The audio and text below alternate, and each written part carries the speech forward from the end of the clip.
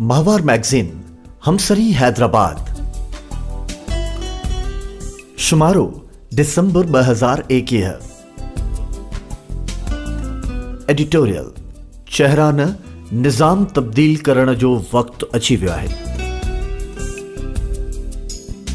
आवाज़ साकिब बबड़ो।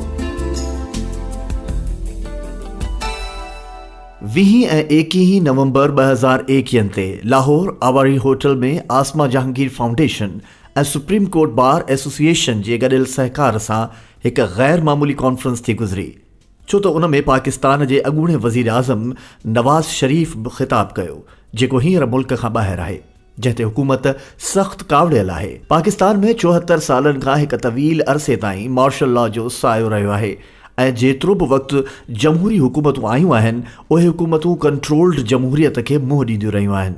गुज़िरियल दौर जी जमहूरी हुकूमतुनि जो जेकॾहिं हलंदड़ हुकूमत सां मुक़ाबिलो कयो वञे त महसूसु थींदो त इहा जमहूरियत जे नाले ते हिकु गैर जमहूरी हुकूमत आहे, जंहिंखे सिर्फ़ जमहूरियत जी खल पातल आहे।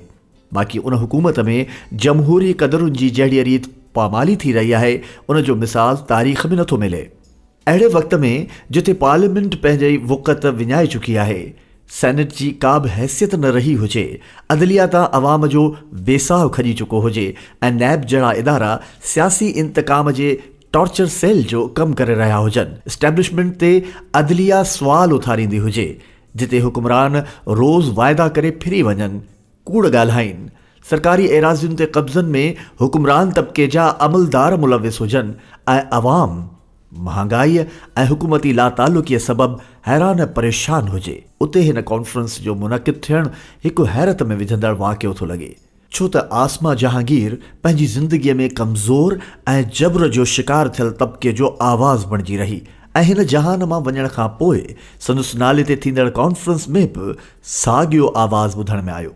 हिन कॉन्फ्रेंस में चइनी सूबनि खां ज़िंदगीअ जे मुख़्तलिफ़ हिस्सनि सां लाॻापो रखंदड़ माण्हुनि हिस्सो वरितो, जंहिंमें सुप्रीम कोर्ट जे चीफ जस्टिस गुलज़ार हुसैन सां गॾु बार काउंसिल जे मेंबर्स, वकीलनि, तरक्की पसंद दानिशवरनि, सहाफ़ियुनि, औरत अॻवाणुनि, पश्तून रहनुमानि ऐं शागिर्द तंज़ीम जे रहनुमानि पिणु हिस्सो वरितो। हीअ कॉन्फ्रेंस 2 ॾींहंनि ताईं हिकु अहिड़ो प्लेटफॉर्म बणियल रही जिते ॻाल्हाईंदड़नि तमामु बहादुरीअ सां दिलि खोले सच ॻाल्हायो, पाकिस्तान ऐं पाकिस्तानी अवाम जे असुल चैलेंजिस जी ॻाल्हि कई। लाहौर उहो शहर आहे जिते करारदाद पाकिस्तान जी मंज़ूरीअ जो तारीख़ी वाक़ियो थियो ऐं हीउ शहर तरक्की पसंद तहरीक जो अदब ऐं फ़न जो मर्कज़ आहे। इन कॉन्फ्रेंस में पाकिस्तान खे पेश ईंदड़ मसइला जेके पुराणा आहिनि ऐं हल तलब आहिनि, उन्हनि जो खुलियल इज़हार थियो। 20-21 नवंबर 2021 जा ॾींहं पाकिस्तान जी तारीख़ लाइ हिकु तारीख़ी मोड़ ऐं सेहतमंद बुनियाद जो कमु ॾींदा। हिन कॉन्फ्रेंस में जेके अहम ॻाल्हियूं थियूं आहिनि, तिन जो सिधो सओं ताल्लुक़ पाकिस्तान जे 22 करोड़ अवाम जे बुनियादी हक़नि ऐं मसइलनि सां आहे ऐं उन्हनि दानिशवरनि जी ॻाल्हि सिधो अवाम ताईं पहुती आहे, छाकाणि जो इन में शरीक थींदड़ मुक़ररनि में पाकिस्तानी अवाम ऐं क़ौमियतुनि जा हक़ीक़ी नुमाइंदा हिक ई वक़्तु मौजूदु हुआ। मसइला जे पुराणे नासूर जीअं आहिनि, तिन जो इलाज हाणे वक़्त जी ज़रूरत आहे। हिन कॉन्फ्रेंस में शरीक थींदड़ मुक़ररनि ऐं अवाम जे नुमाइंदनि इहो वाज़िह पैगाम ॾिनो आहे त रियासत पाकिस्तान खे इन फ़रसूदा निज़ाम तहत हलाए नथो सघिजे, जिते तब्दीली सिर्फ़ चेहरनि जी सूरत में अचे थी ऐं उहा तब्दीली जेका अवाम ऐं ग़रीब तबिके जो ख़्वाबु आहे, उन जो किथे बि ज़िक्र नथो थिए ऐं न ई नज़र अचे थी। न रुॻो एतिरो, पर अवाम लाइ हालतूं वेतर ख़तरनाक थींदियूं वञनि थियूं। वफ़ाक़ खे ॾींहों ॾींहुं कमज़ोर कयो पियो वञे। माज़ीअ जे तल्ख़ तजुर्बनि खां को बि सबक़ु हासिल न कयो वियो आहे। ताक़त जी डोड़ में ताक़तवर बि अॻभरो नज़र अचे थो। सहाफ़त खे डिॼारियो वियो आहे। अहिड़ी सूरत हाल में रियासत खे पंहिंजो क़िबलो दुरुस्त करण जी ज़रूरत आहे।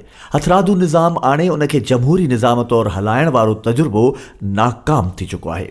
मुल्क खे हलाइण लाइ इदारनि खे उन्हनि जा आईनी हक़ ॾियणा पवंदा ऐं हर इदारे खे, चाहे उहो नंढो हुजे या वॾो, पंहिंजो आईनी किरदारु अदा करण जो ज़िम्मेवार थियणो पवंदो। हिन कॉन्फ्रेंस केतिरनि ई ताक़तवर इदारनि खे तनबीह कई आहे त हाणे चेहरा तब्दील करण सां कमु न हलंदो। निज़ाम खे पंहिंजे आईनी ऐं उसूली ढांचे मुताबिक़ हलाइबो त मुल्क बची सघे थो, न त इंतिहाई ख़तरनाक नतीजा निकिरी सघनि था।